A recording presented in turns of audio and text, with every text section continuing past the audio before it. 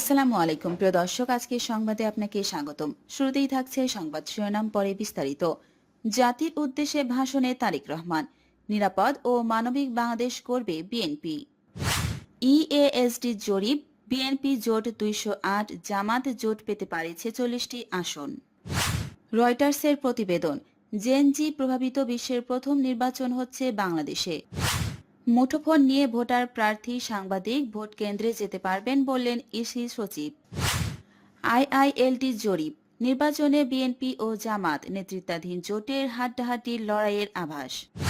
প্রিয় দর্শক, এতক্ষণ শুনছিলেন সংবাদ শিরোনাম, এবার বিস্তারিত।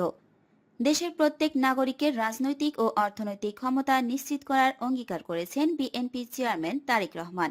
তিনি বলেন, এবারের নির্বাচনের লক্ষ্য শুধু ক্ষমতার পরিবর্তন নয়, এবারের নির্বাচন রাষ্ট্রের মালিকানা জনগণের কাছে ফিরিয়ে দেওয়ার নির্বাচন। সোমবার রাতে জাতির উদ্দেশ্যে দেওয়া ভাষণে একথা বলেন তারেক রহমান। বাংলাদেশ টেলিভিশনে এই ভাষণ সম্প্রচার করা হয়েছে। তারেক রহমান তার ভাষণে একটি স্বনির্ভর, মানবিক ও ন্যায়ভিত্তিক বাংলাদেশ গড়ার লক্ষ্যে বিএনপির কর্মপরিকল্পনা ও নির্বাচনী ইস্তেহারের মূল দিকগুলো দেশবাসীর সামনে তুলে ধরেন। বিএনপি চেয়ারম্যান বলেন, প্রত্যেক নাগরিকের হারানো রাজনৈতিক ক্ষমতা পুনরুদ্ধারের জন্য 12 ফেব্রুয়ারি নির্বাচন একটি বড় সুযোগ। এই উপলব্ধি ও বাস্তবতাকে সামনে রেখে দেশের নাগরিকদের রাজনৈতিক ও অর্থনৈতিক ক্ষমতা নিশ্চিত করার লক্ষ্যে ইতিমধ্যে বিএনপি নির্বাচনী ইস্তেহার ঘোষণা করা হয়েছে।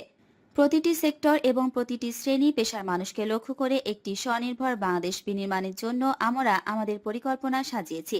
এ প্রসঙ্গে তারেক রহমান আরও বলেন, বর্তমান প্রজন্মের সামাজিক, অর্থনৈতিক, রাজনৈতিক অধিকার পুনর্বহাল এবং ভবিষ্যৎ প্রজন্মের জন্য একটি নিরাপদ, মানবিক বাংলাদেশ প্রতিষ্ঠার লক্ষ্য নিয়েই চূড়ান্ত করা হয়েছে বিএনপির সব পরিকল্পনা।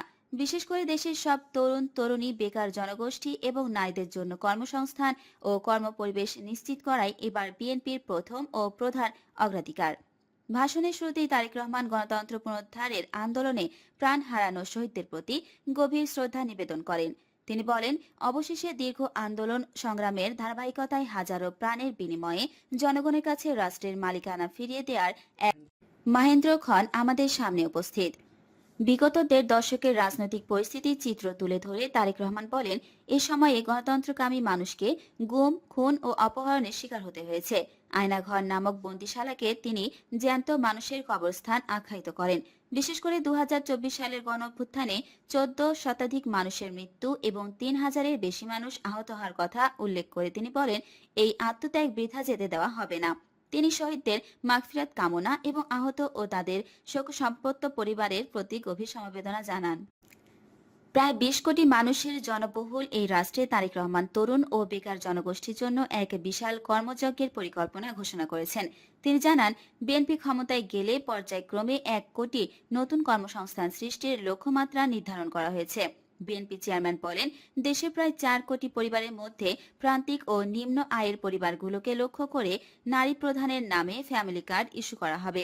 এই কার্ডের মাধ্যমে প্রতি মাসে 2500 টাকা বা সমমূল্যের খাদ্য সহায়তা দেওয়া হবে। কৃষকদের স্বার্থ রক্ষায় ফার্মার্স কার্ড প্রবর্তন করা হবে, যার মাধ্যমে তারা হালনাগাদ তথ্যের পাশাপাশি সরাসরি সরকারি আর্থিক সহযোগিতা ও সার বীজের ভর্তুকি পাবেন। খালেদা জিয়ার সময়কালে নারী শিক্ষার অগ্রগতিকে আরও বেগবান করার প্রতিশ্রুতি দিয়ে তারেক রহমান বলেন, নারীদের জন্য স্নাতক পর্যন্ত বিনা বেতনে শিক্ষা অব্যাহত থাকবে। কর্মস্থলে ডে কেয়ার ও ব্রেস্টফিডিং কর্নার স্থাপন এবং নারীদের জন্য বিশেষায়িত ইলেকট্রনিক পরিবহন চালু করা হবে। সাইবার বুলিং ও নারী নির্যাতনের বিরুদ্ধে কঠোর আইন প্রয়োগ এবং দৃষ্টান্তমূলক শাস্তি নিশ্চিত করা হবে। শহরগুলোতে নারীদের জন্য পরিষ্কার পরিচ্ছন্ন পাবলিক টয়লেট নির্মাণের প্রতিশ্রুতি দেন তিনি। তারেক রহমান তার ভাষণে শিক্ষা ব্যবস্থাকে যুগোপযোগী করার কথা বলেন। বিশেষ করে ঝরে পড়া শিক্ষার্থীদের কথা মাথায় রেখে হাই স্কুল পর্যায় থেকেই কারিগরি ও ভোকেশনাল শিক্ষাকে বাধ্যতামূলক করার কথা বলেন। এছাড়া বৈশ্বিক চ্যালেঞ্জ মোকাবিলায় বাংলা ও ইংরেজির পাশাপাশি সিলেবাসে তৃতীয় একটি বিদেশি ভাষা শিক্ষার সুযোগ রাখার ঘোষণা দেন তিনি। জনগণের দোরগোড়ায় স্বাস্থ্যসেবা পৌঁছে দিতে BNP prevention is better then cure নীতি গ্রহণ করবে জানিয়ে তারেক রহমান বলেন, এ লক্ষ্যে সারা দেশে 1 লক্ষ হেলথ কেয়ার নিয়োগ দেওয়া হবে, যার 80% হবেন নারী। প্রতিটি ইউনিয়নে এই কর্মীরা মানুষের বাড়িতে গিয়ে প্রাথমিক চিকিৎসা ও স্বাস্থ্য পরামর্শ প্রদান করবেন। প্রশাসন পরিচালনায় বিএনপি মেধাকেই সর্বোচ্চ প্রাধান্য দেবে বলে অঙ্গীকার করেন তারেক রহমান। তিনি বলেন, প্রশাসনে নিয়োগ কিংবা পদোন্নতি হবে মেধা ও যোগ্যতার ভিত্তিতে। সরকারি কর্মচারীদের জন্য সহায়তা, সময়মতো জাতীয় পে স্কেল ঘোষণা ও বাস্তবায়নের প্রতিশ্রুতি দেন তিনি। এছাড়া দুর্নীতি দমনে সর্বোচ্চ কঠোরতা অবলম্বনের কথা বলেন। তারেক রহমান বলেন, গত 15 বছরে দেশ থেকে প্রতি বছর যে $16 বিলিয়ন পাচার হয়েছে তা রোধ করতে পারলে ফ্যামিলি কার্ড বা বেকার ভাতার মতো প্রকল্পগুলো বাস্তবায়ন করা অত্যন্ত সহজ হবে। 1.5 কোটি প্রবাসী বাংলাদেশীর জন্য প্রবাসী কার্ড প্রবর্তনের ঘোষণা দিয়ে তিনি বলেন, এর মাধ্যমে বিমানবন্দরের হয়রানি বন্ধ এবং বিনিয়োগ সুরক্ষা নিশ্চিত করা হবে।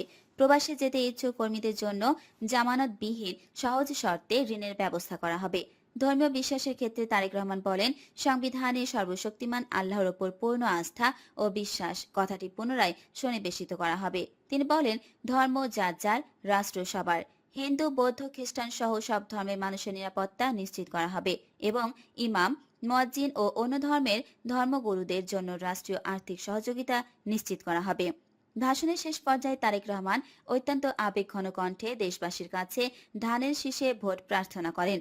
অতীতে রাষ্ট্র পরিচালনায় বিএনপির কিছু অনিচ্ছাকৃত ভুল ত্রুটি থাকতে পারে উল্লেখ করে তিনি বলেন, অতীতের ভুল থেকে শিক্ষা নিয়ে অর্জনগুলোকে অবলম্বন করে বর্তমান ও ভবিষ্যৎ প্রজন্মের জন্য একটি নিরাপদ বাংলাদেশ গঠন করতে চান। ভোটারদের উদ্দেশ্যে তারেক রহমান বলেন, 12 ফেব্রুয়ারি আপনারা ধানের শীষের প্রার্থীদের দায়িত্ব নিন।